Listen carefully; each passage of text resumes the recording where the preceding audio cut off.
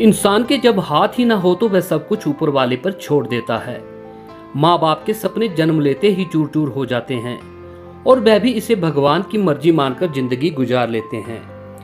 इनमें बिरले ही होते हैं जो सपनों को हासिल करने के लिए अपनी सबसे बड़ी बाधा को चुनौती मानकर अपने और माँ बाप के सपनों को साकार करने की राह पर निकल पड़ते हैं। ऐसे ही नौनिहाल की हम बात कर रहे हैं, जो भरमौर विधानसभा क्षेत्र के तहत आने वाली ग्राम पंचायत पिहुरा से संबंध रखता है।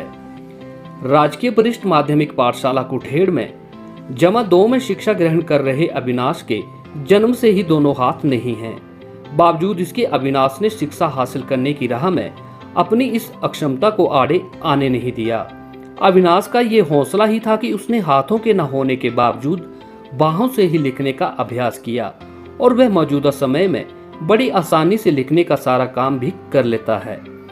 कठिन डगर में अविनाश का हौसला बुलंद है और पहाड़ सी चुनौती को रोंदने का जज्बा भी, लेकिन डर है कि इस नौनिहाल का सपना कहीं गरीबी न तोड़ दे।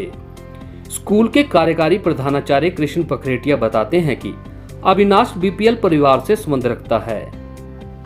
उसके पिता कृष्णचंद दिहाड़ीदार हैं। परिवार में उसकी माता के अलावा 3 भाई और 1 बहन शामिल है। परिवार की आर्थिक स्थिति बेहतर न होने के चलते उसके पिता अविनाश को विशेष बच्चों के स्कूल में शिक्षा मुहैया नहीं करवा सके।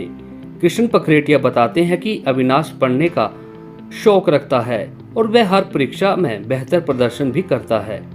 उनका कहना है कि जमा 2 तक तो वह स्थानीय स्कूल में शिक्षा ग्रहण कर रहा है, लेकिन आगे की पढ़ाई के लिए अविनाश का परिवार गहन चिंता में है।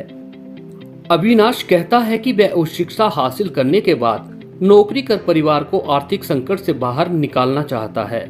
वह कहता है कि परिवार के पास इतने आर्थिक संसाधन नहीं है कि वह किसी अच्छे संस्थान से आगे की पढ़ाई कर सके। लिहाजा वह निराश मन से कहता है कि परिवार की माली हालत के बीच आखिर कैसे अपना उस शिक्षा हासिल करने का सपना वह साकार कर पाएगा।